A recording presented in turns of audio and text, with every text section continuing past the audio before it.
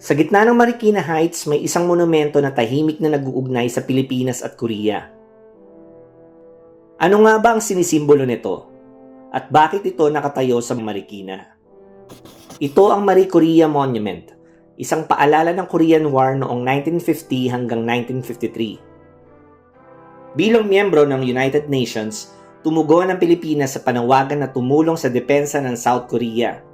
Dahil dito, nagpadala ang bansa ng mga sundalong Pilipino na kilala bilang PEFTOK o Philippine Expeditionary Forces to Korea. Hindi lang ito simpleng pakikipag-alyansa. Malaki ang epekto nito, hindi lang sa Korea kundi pati sa Pilipinas.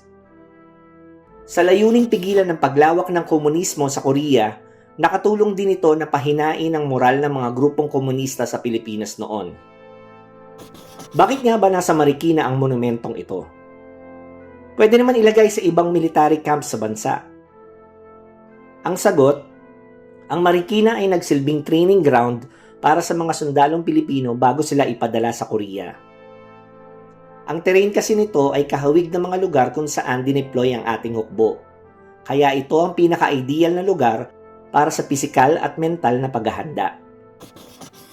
Sa totoo lang, hanggang ngayon, ang kalayaan ay hindi kailanman libre, lalo na kung ito ay hinubog ng digmaan at sakripisyo. Kahit sugatan pa ang mundo noon mula sa katatapos lang na World War II, pinili pa rin ng ating mga sundalo na gampanan ang kanilang tungkulin. Sa mga nagsakripisyo sa bahaging ito ng kasaysayan, walang salita ang sapat para masuklian ang kanilang buhay at tapang.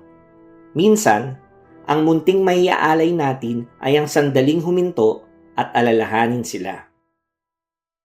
Kung may alam ka pang ibang kwento ng kasaysayan o mga kahangahangang tao na madalas hindi nabibigyan ng pansin pero may malaking ambag sa ating lipunan, ibahagi mo sa comment section yan.